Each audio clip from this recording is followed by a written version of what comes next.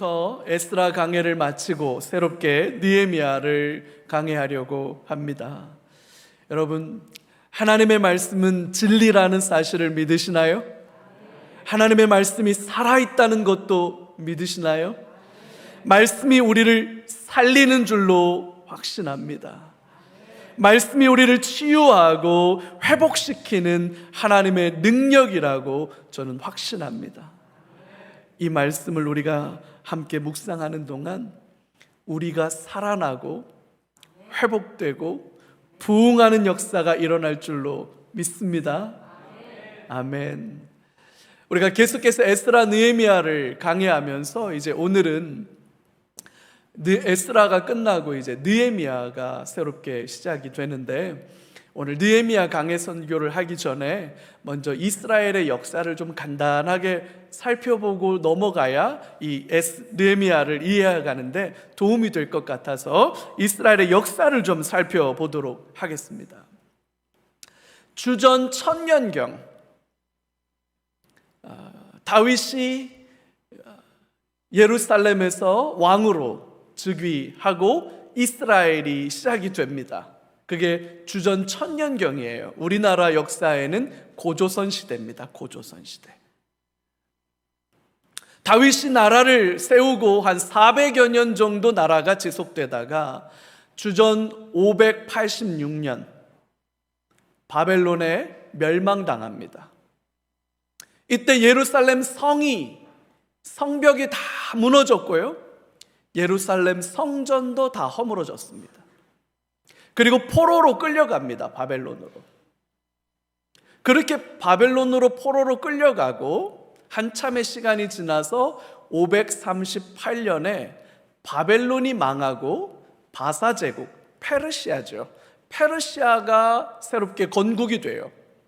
페르시아의 식민지 지배 정책은 자치를 강화하는 쪽으로 갑니다. 그래서 원하는 사람들은 자기 나라로 돌아가도 좋다. 그래서 이 538년에 페르시아에서 포로에서 귀환하는 일들이 벌어집니다.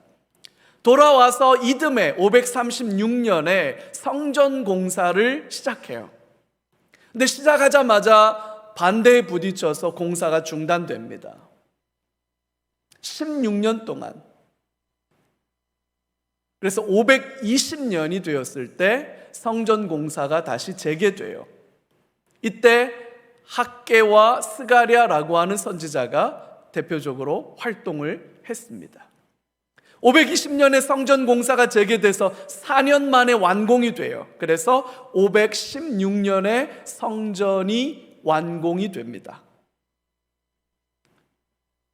그로부터 한 60년 정도의 시간이 지나서 성전은 완공되었는데 이스라엘 백성들이 하나님의 언약 백성답게 살아가는 부분에 있어서는 여전히 모자라요. 하나님의 뜻을 따라 살기보다는 자기 마음이 원하는 방향으로 살아가기 시작해요. 그 60년의 시간이 지난 뒤에 에스라, 대제사장 아론의 16대 손이고 율법의 정통한 학자였던 에스라가 두 번째 포로에서 귀환합니다. 주로 제사장들과 레위 사람들을 이끌고 돌아와요. 그래서 에스라가 돌아와서 눈에 보이는 성전, 그 성전뿐만 아니라 눈에 보이지 않는 성전, 한 사람 한 사람이 성전이 되도록 그 성전된 삶을 살아갈 수 있도록 말씀을 가르치고 권면하기 시작합니다. 특별히 이방인들과의 결혼, 가나안 원주민들과의 결혼이 심각한 문제였기 때문에 아내들을 내어보내자, 자녀들까지 내어보내자, 순전한 하나님의 언약 공동체를 만들자, 그런 개혁운동을 시작했지만 에스라 혼자의 노력으로는 견과 부족. 그래서 약 13년 정도의 시간이 흘러갑니다. 그리고 오늘 느헤미야가 돌아와요. 세 번째로 포로 귀환을 하는 겁니다. 그렇게 돌아오고 난 뒤에 한 100년 정도 지나서 지금은 페르시아가 지배하고 있는 근데 이 페르시아 제국이 알렉산더 대왕에게 멸망당해요. 그래서 이제 예루살렘의 주도권은 알렉산더 대왕 그리스가 붙잡게 됩니다. 그건 이제 다음에 다른 기회가 있으면 살펴보게 되고요. 이렇게 간단한 이스라엘의 역사를 이해하고 오늘 본문을 살펴보도록 하겠습니다. 이제 느헤미야라는 사람의 기록들을 좀 살펴볼 텐데, 느헤미야가 누구냐? 느헤미야는 술 맡은 관원이었다, 이렇게 오늘 본문에 표기되어 있어요. 아닥사스다 왕의 술 맡은 관원이다. 야, 뭐 그런 직장도 다 했나? 술 맡은 관원, 웨이터인가? 이게 뭘까? 근데 여러분, 생각보다 이 술 맡은 관원이라고 하는 직책은 굉장한 고위직이에요. 아주 특별한 직책입니다. 옛날 고대 왕국에서는 음식으로 왕을 독살하는 일들이 간혹 있었어요. 그래서 왕이 먹는 음식을 특별하게 관리하지요. 그래서 우리 잘 아는 것처럼 제 워너비 중에 하나인 기미상궁, 난 이게 제일 부러워요. 기미상궁이라고 하는 사람이 있잖아요. 왕이 독살될까봐. 그래서 은으로 만든 수저나 젓가락으로 왕이 먹는 음식에 이렇게 대보면 색깔이 변하면 독이 들어갔다, 뭐 이런 얘기도 있을 정도로. 그래서 왕이 먹는 음식은 특별 관리를 하는데, 그 중에서도 여러분, 독을 타도 잘 티가 안 나는 게 술이랍니다. 저는 뭐 잘 모르긴 한데, 그래서 이 술 드시는 분들은 이게 뭐 술인지 물인지 하고 그냥 잡수시는 일이 있기 때문에 왕이 먹는 술을 먼저 검수하는 역할을 하는 거예요. 먼저 먹어보고 이게 독이 들었는지 안 들었는지를 확인하고, 뿐만 아니라 이게 왕이 마실 만한 품질이 되는 술인지를 검수하는 겁니다. 뿐만 아니라 미리 먹어보는 역할만 하는 것이 아니고요, 더 중요한 건 왕과 함께 술잔을 기울이는 사이가 되는 거예요.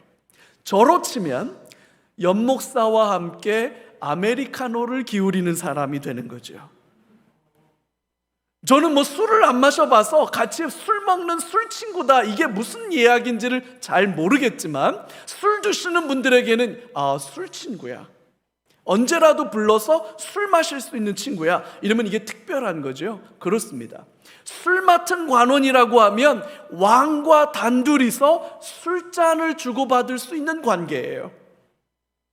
왕과 함께 술을 나눌 수 있는 절친이죠.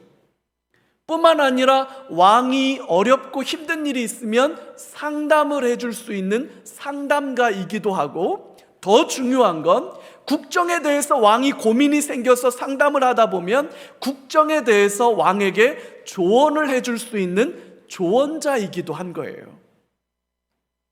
그러니까 왕의 최측근입니다. 엄청난 지위와 엄청난 자리에 있는 사람이에요. 술 맡은 관원이라는 자리가. 느헤미야가 술 맡은 관원으로 자기의 직분을 잘 감당하던 어느 날, 예루살렘으로부터 하나니라고 하는 사람이 방문을 합니다. 이 하나니를 본문에서는 뭐라고 표현했냐면 내 형제들 가운데, 형제라고 표현했어요. 그래서 이게 하나니라고 하는 사람이 느헤미야의 친형제인지 아니면 사촌 아니면 육촌, 가까운 친족 관계를 가리키는 건지, 아니면 정말 친형제처럼 지내는, 피가 섞인 건 아니지만 친형제처럼 지내는 사람인지는 명확하지는 않지만, 느헤미야가 내 형제들이라고 부를 만큼 아주 가까운 친한 그런 하나니라고 하는 사람이 방문을 한 거예요. 그래서 그 사람에게 예루살렘이 어떤지를 느헤미야는 늘 그게 궁금했거든요. 그래서 지금 예루살렘의 형편이 어떻습니까? 예루살렘은 지금 어때? 보고 온 대로 나한테 좀 소상하게 좀 말해달라, 그렇게 부탁을 해요. 그랬더니 하나니가 이렇게 대답을 합니다. 사로잡힘을 면하고 남아있는 유다와 예루살렘 사람들의 형편은 이렇습니다 라고 말을 하는데, 사로잡힘을 면하고 남아있는 유다와 예루살렘 사람들이라는 요 문장이 사실 이게 원어 히브리어로 봐도 번역해내기가 조금 어려운 복잡한 문장으로 돼 있어요. 우리말로 번역할 때는 마치 바벨론의 포로로 끌려가던 시점에 끌려가지 않고 남은 사람들, 이런 뉘앙스를 가지고 번역했지만 그렇게 말하면 시간 차이 때문에 말이 안 맞아요. 그렇게 말하면 그건 한 150년 전쯤 일이기 때문에 그걸 물어본들 별 의미가 없죠. 이 본문을 해석하고 주로 이 느헤미야를 연구하는 학자들은 이 말은 에스라가 2차로 귀환했고 1차로 귀환한 스룹바벨 사람들, 그러니까 1차 귀환하고 2차 귀환한 사람들이 지금 예루살렘에서 어떻게 살고 있느냐를 묻고 있는 것으로 봐야 한다. 이게 좀 더 정확한 해석이 가능할 거예요. 그렇게 묻는다면, 그렇게 본다면 느헤미야가 물은 건 이거예요. 에스라가 사역하고 있는 것 지금 결과가 좀 어떻습니까? 개혁이 제대로 되고 있습니까? 성전의 제사는 제대로 드려지고 있습니까? 사람들은 마음과 뜻과 정성을 다해서 하나님을 섬기고 있습니까? 사람들의 삶은 좀 나아졌습니까? 그걸 묻고 있는 거라고 봐야 돼요. 느헤미야는 그게 너무 궁금해. 그랬더니 하나니가 대답을 합니다. 3절이에요. 그들이 내게 이르되 사로잡힘을 면하고 남아있는 자들이 그 지방 거기에서, 예루살렘을 가리키죠, 큰 환난을 당하고 능욕을 받으며 예루살렘 성은 허물어지고 성문들은 불탔다 하는지라. 에스라가 사역하고 있지만 대제사장이고 학자이고 정말 누구보다도 탁월한 역량을 가진 에스라가 힘을 다해 사역하고 있지만 사람들은 에스라의 사역에 동참하기도 하고 에스라의 사역을 반대하기도 하고 어떤 사람들은 이도저도 관심 없기도 하고, 그러다 보니까 사마리아 사람들, 주 암몬 사람들, 그 다음에 요 게셈 사람들, 또 이 블레셋 사람들의 후예들, 예루살렘을 둘러싸고 있는 주변 나라 사람들도 예루살렘을, 성전을 재건한 문제 때문에 기분이 안 좋아요. 계속해서 딴지 걸고 공격하고 시비 걸고 하는 일들이 이어지고 있는 거예요. 그걸 하나님은 능욕을 당하고 큰 환난을 당하고 예루살렘 성, 586년에 바벨론에 멸망당했던 그 예루살렘 성벽이 무너진 채로 그대로 방치되어 있는 거예요. 사람들이 살 수 없는 곳이 되는 거예요. 성문이 불탔는데 불탄 대로 방치되어 있는 거예요. 성전은 재건됐지만 예루살렘 성벽, 왜냐하면 성을 쌓고 살아야 되기 때문에 성벽은 담장 같은 거잖아요. 담장이 무너져 내렸고 대문이 불탄 채로 그대로 방치되고 있다. 에스라가 그거 방치하고 싶어서 방치하고 있겠습니까? 재건할 힘이 없는 거예요. 그걸 재건하자고 사람들에게 말할 수가 없는 거예요. 왜? 사람들이 동참하지 않을 게 뻔하니까.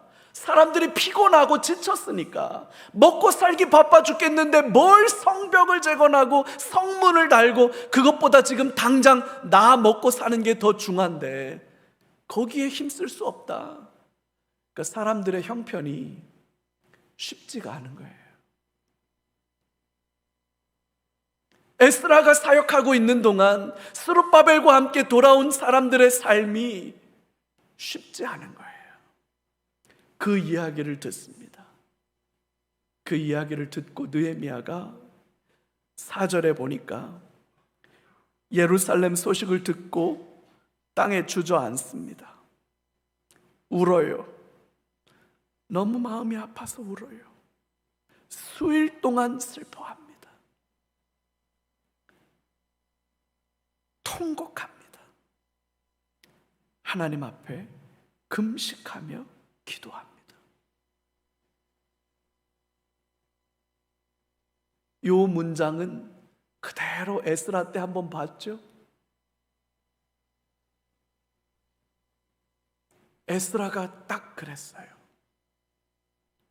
근데 오늘 느헤미야도 또 그렇게 아파하네요.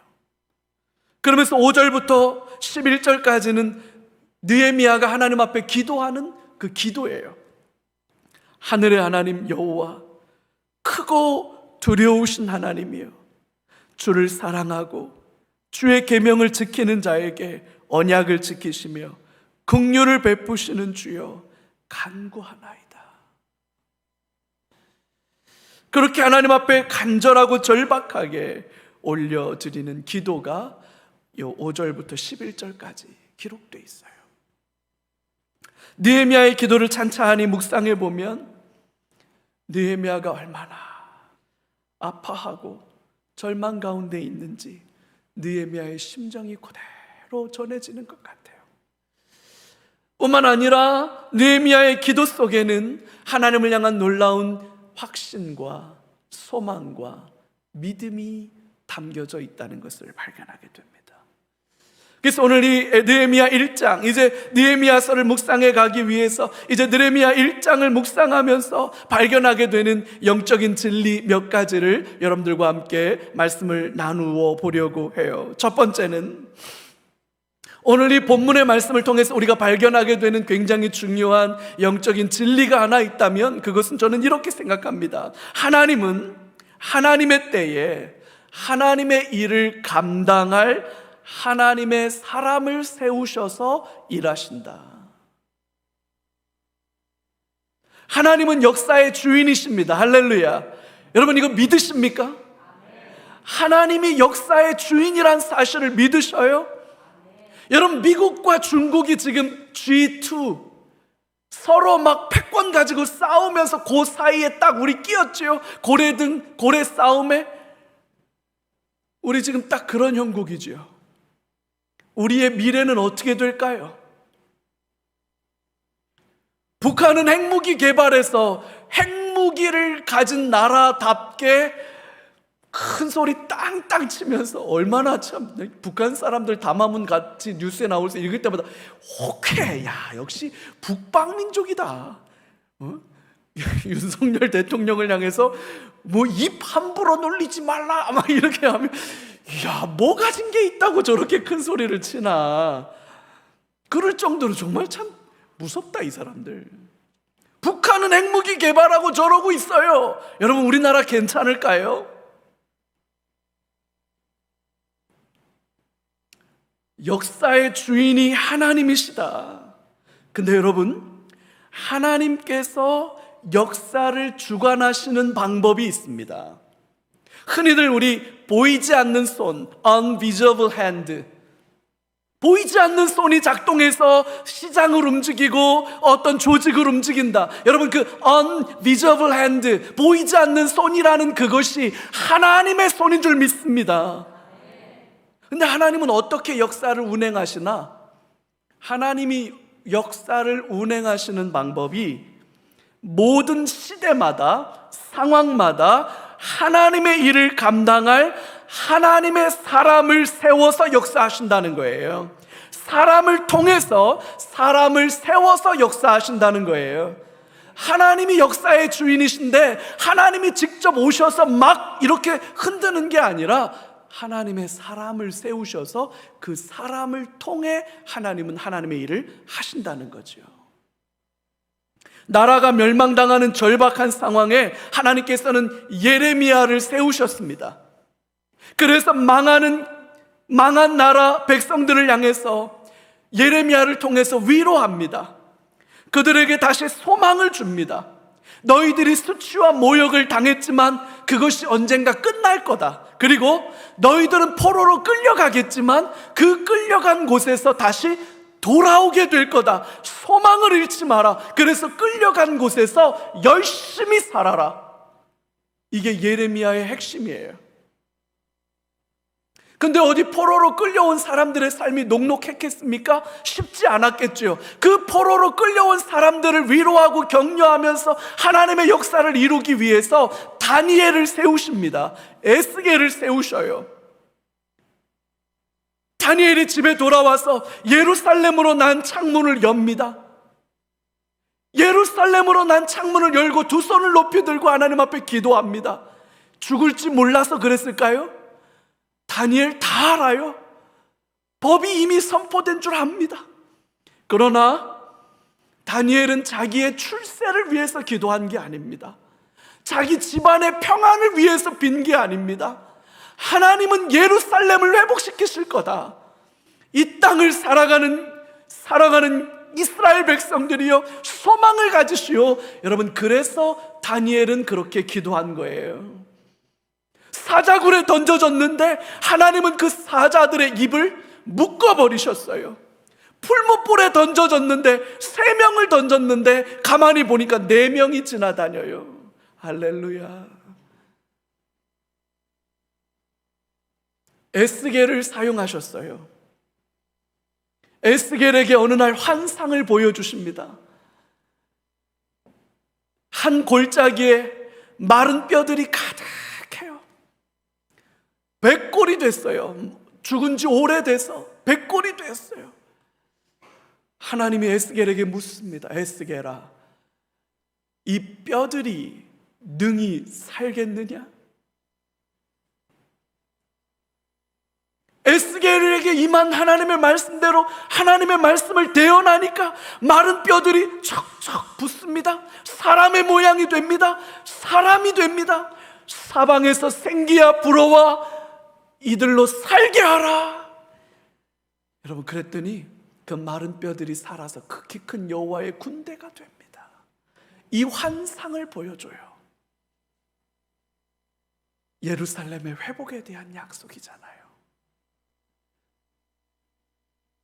마침내 때가 됐습니다. 예레미야가 돌아오게 될 거라고 말했고 다니엘도 그걸 약속했고 그래서 에스겔이 그 환상을 보았고 마침내 때가 되어서 538년에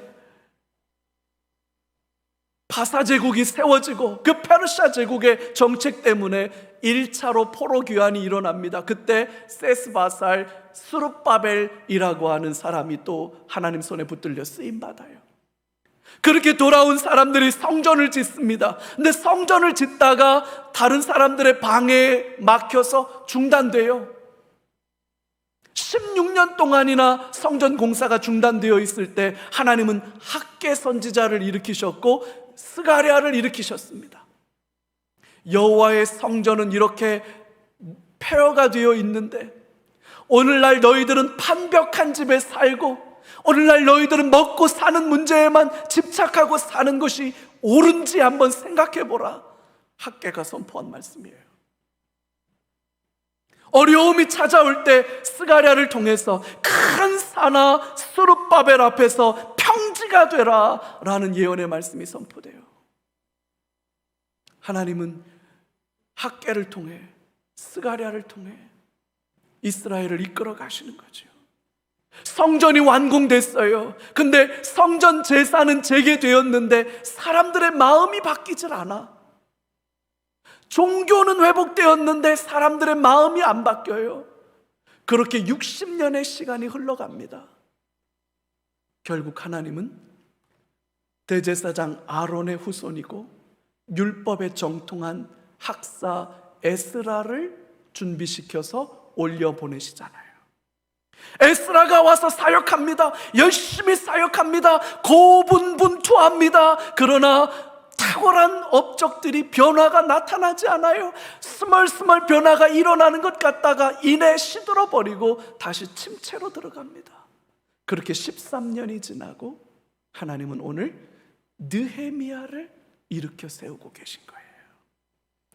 주 안에서 사랑하는 여러분, 어느 나라 어느 때든지 하나님은 하나님의 사람을 세우셔서 그 사람을 통해서 당신의 역사를 이루어 가십니다. 할렐루야.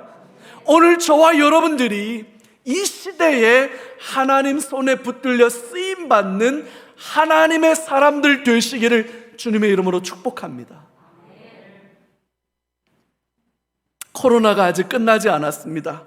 코로나의 여파로 교회의 사역이 침체되고 쇠퇴하고 있는 우리의 모습은 어쩌면 에스라가 그렇게도 애쓰며 사역하고 있지만 역부족이었던 상황과 별반 다르지 않을지도 모르겠어요. 이러한 때에 하나님은 느헤미야를 준비시키고 있다는 거죠. 제사장인 에스라와는 달리 느헤미야는 오늘날 우리로 치면 평신도입니다. 정치인 고위 관료잖아요. 에스라와 느헤미야는 아마 서로 연고가 있었을 거예요. 그래서 느헤미야는 에스라의 사역을 생각하면서 늘 예루살렘 형편에 대해서 궁금했을 거예요. 에스라가 고전을 면치 못하고 있어요. 열심히 사역하고 있지만 예루살렘 성벽은 허물어진 채로 그대로 방치되고 있어요.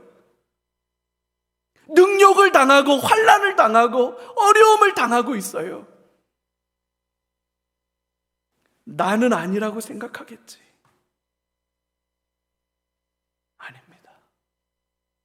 아닙니다. 에스라를 도와 하나님의 언약 백성들을 일으켜 세울 새로운 하나님의 사람을 일으키고 계시는 거예요. 주님 손에 붙들려 쓰임받는 여러분들 되시길 바라요. 이 시대를 위해서, 하나님의 나라를 위해서, 교회를 위해서, 작게는 여러분의 가정을 위해서, 여러분들의 직장을 위해서 하나님이 사용하시는 하나님의 사람으로 준비되시기를, 그런 사람들이 일어나기를, 우리 교회 안에도 그런 사람들이 일어나기를 소망합니다.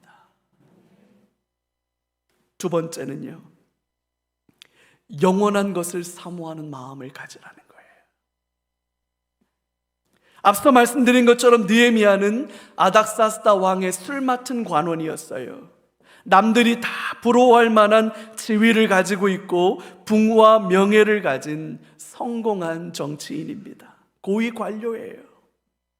그 자리까지 오를 때까지 여러분 얼마나 많은 땀과 눈물이 있었을까요? 특별히 이민자잖아요.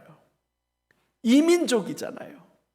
그런 사람이 술 맡은 관원이 될 때까지 승진하려면 얼마나, 여러분 그 가만히 있어서 되는 거 아니거든요. 뿐만 아니라 지금 그 자리를 지키기 위해서 또 얼마나 많은 노력을 기울였을까요? 뿐만 아니라 여기가 끝이 아니잖아요.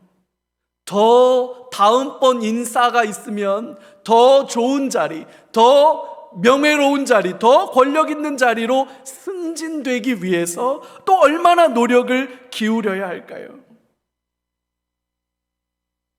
먹고 사는데 아무런 불편 없어요. 사람들이 다 부러워할 만한 그런 지위와 명예와 부를 가지고 있단 말이죠. 뭐가 아쉬워서 예루살렘을 궁금해 하겠어요, 느헤미야가.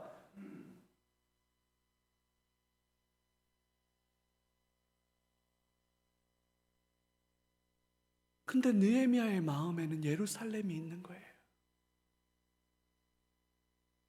여기에서 어떻게 승진할까? 내 자리를 어떻게 하면 더 잘 지킬까? 우리 세력이 어떻게 하면 더 영향력 있는 자리들을 많이 차지할까? 느헤미야는 그런 고민하고 있지 않아요. 예루살렘의 안타까운 상황이 누군가에게는 그저 안타까운 비극이지만 누군가에게는 자신의 삶을 던지는 사명이 된 거예요. 우리는 세상 속에서 살아갑니다. 때문에 세상의 일에 마음과 관심을 기울일 수밖에 없어요. 먹어야 살고 입어야 살고 평안히 누울 집이 필요하기 때문에 우리의 삶은 온통 이 땅의 것들에 집착할 수밖에 없습니다. 여러분, 그게 현실입니다. 그게 실제예요. 하지만 성도는 달라야 합니다. 성도는 이 땅에 매여서 이 땅의 것들에 함몰되어 살아가면 안 됩니다. 우리 주님은 분명하게 말씀하셨어요. 그러므로 너희는 먼저 그의 나라와 그의 의를 구하라. 그리하면 이 모든 것을 너희에게 더하시리라. 우선순위가 흔들리면 안 됩니다.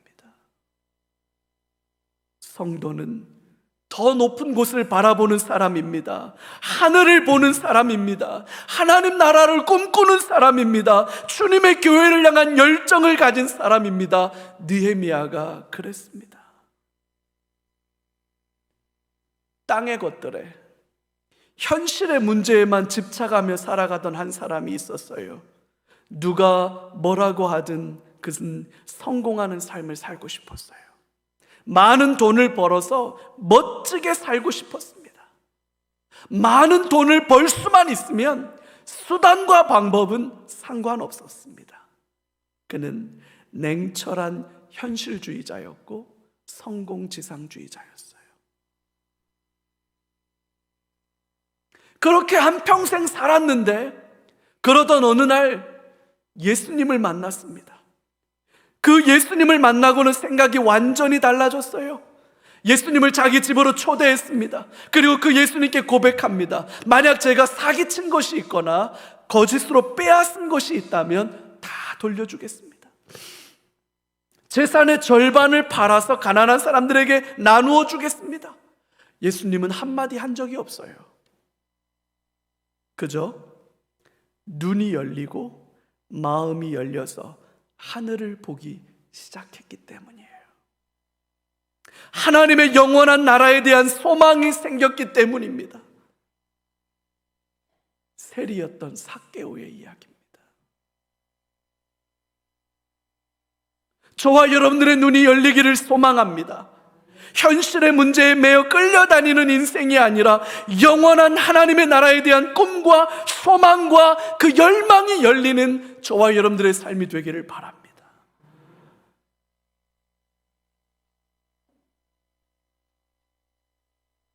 우린 먹어야 살아요. 마셔야 살고요. 집이 있어야 살아요. 직장에서 승진이 되어야 하고 사업이 잘 되어야 삽니다. 여러분, 그걸 몰라서 드리는 말이 아니죠. 그걸 가볍게 여겨서 드리는 말씀이 아닙니다. 하늘을 봐요.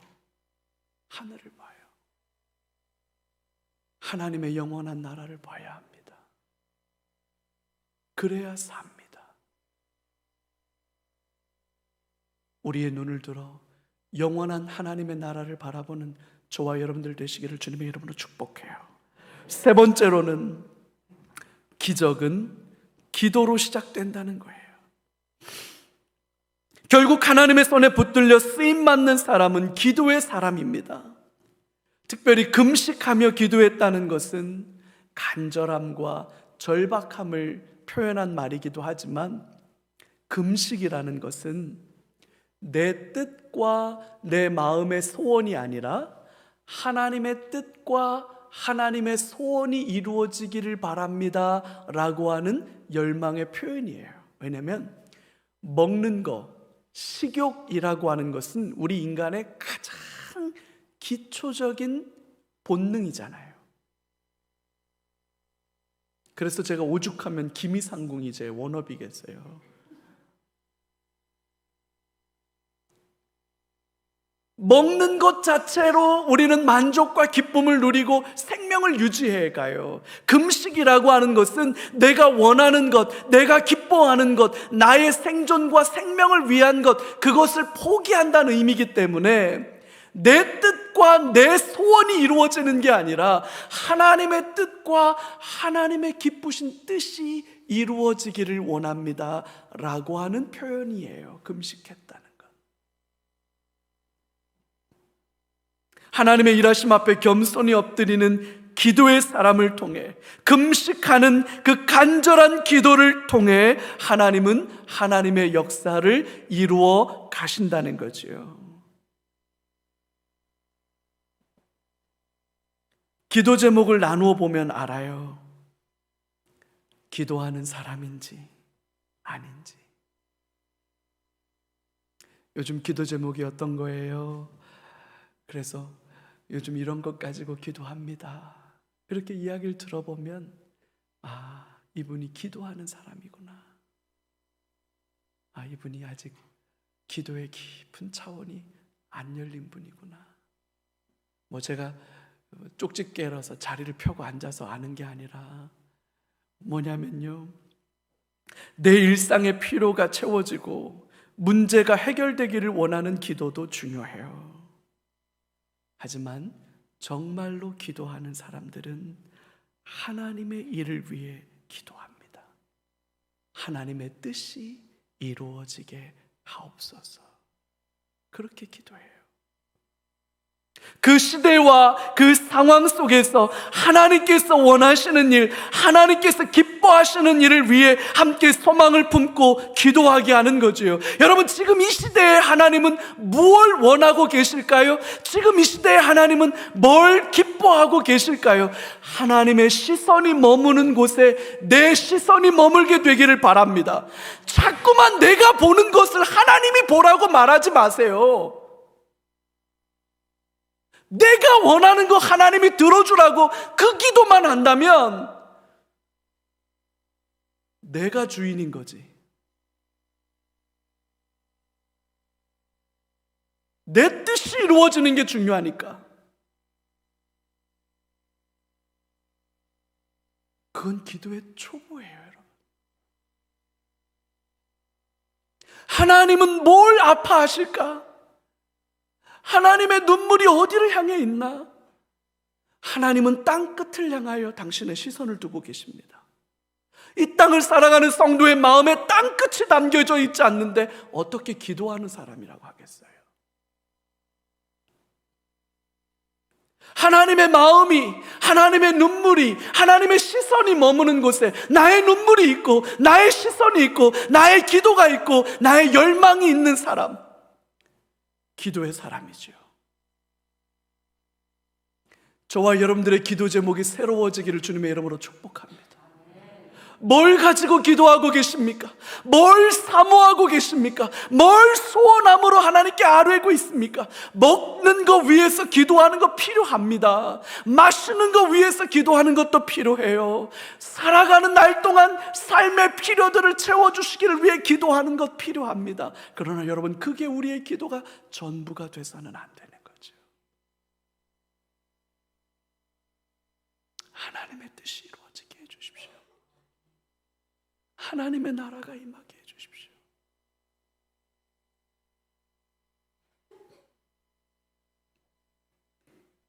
코로나 침체에 빠진 교회들이 회복되어야 합니다. 할렐루야. 회복을 넘어 부흥의 역사가 일어나야 합니다. 하나님의 아픔이 거기에 있지 않겠습니까? 오늘날 교회들이 힘을 잃어가고, 오늘날 교회들이 열정을 잃어가고, 오늘날 교회들이 하나님의 능력을 잃어가는데 교회들이 아파하질 않아요. 눈물의 통곡이 사라져 버렸어요. 여전히 저는 이 느헤미야의 눈물을 보면서 질문합니다. 이게 그렇게 아파할 일인가? 이게 그렇게 슬퍼할 일인가? 이게 금식까지 해야 할 일인가? 우리는 이게 금식거리가 안 돼요. 아픔이 안 되고 눈물이 안 돼요. 근데 느헤미야에게는 다리에 힘이 풀려 주저앉아 버렸어요. 수일 동안을 울어요. 통곡해요. 금식해요.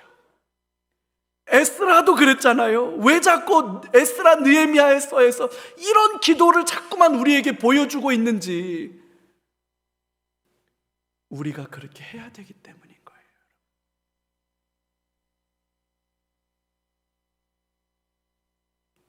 우리는 우리의 예배를 위해서 울어야 합니다.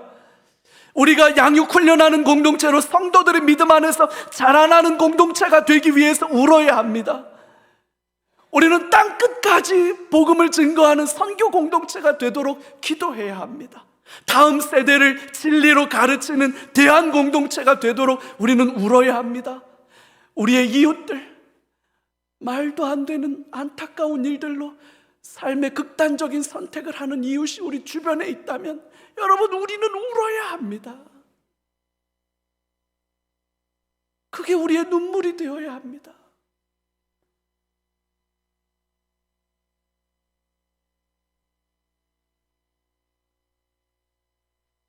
그래서 이번 금요일 날 우리 교회 2학기 사역을 앞두고 다 같이 기도의 자리에 나왔으면 좋겠어요. 기도해요.